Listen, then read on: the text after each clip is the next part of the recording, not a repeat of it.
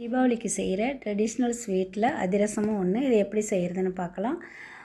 இதுக்கு வந்து 1 கிலோ மாவு பச்சரிசி எடுத்து 2 மணி நேரம் நல்லா கழுவி சுத்தம் பண்ணி 2 மணி நேரம் ஊற வச்சு தண்ணி இல்லாமல் வடிகட்டிட்டு வீட்டுக்குள்ளே நிழல்லையே உலர்த்திட்டு அதை வந்து கையில் லைட்டாக அரிசி அப்படி வச்சு பார்த்தா ஒட்டுறப்பதம் இருக்கும், ஈரப்பதமாக இருக்கும். அதோடையே நம்ம மிஷினில் கொடுத்து அரைச்சிக்கலாம், இல்லைன்னா மிக்ஸி ஜார்லேயே அரைச்சிக்கலாம்.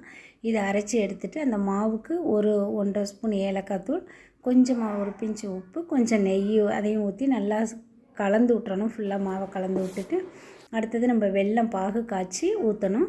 அந்த வெல்லம் பாகு வந்து 1 கிலோ அரிசி மாவுக்கு 3/4 கிலோ வெல்லம் காய்ச்சணும்.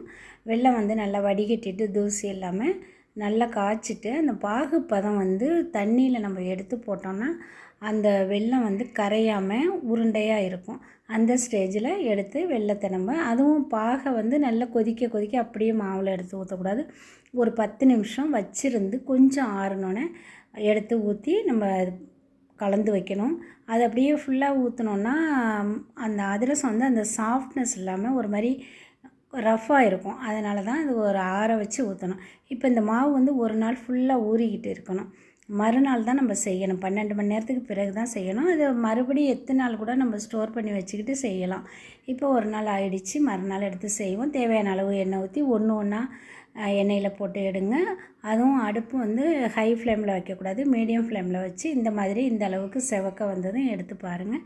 இதே மாதிரி நீங்களும் செஞ்சு பாருங்கள். இதே அளவோட பிடிச்சிருந்தால் லைக் பண்ணுங்கள், ஷேர் பண்ணுங்கள், கமெண்ட் பண்ணுங்கள். ஃபீனிக்ஸ் பெண்கள் யூடியூப் சேனலுக்கு சப்ஸ்கிரைப் பண்ணி வச்சுங்க. தேங்க்யூ.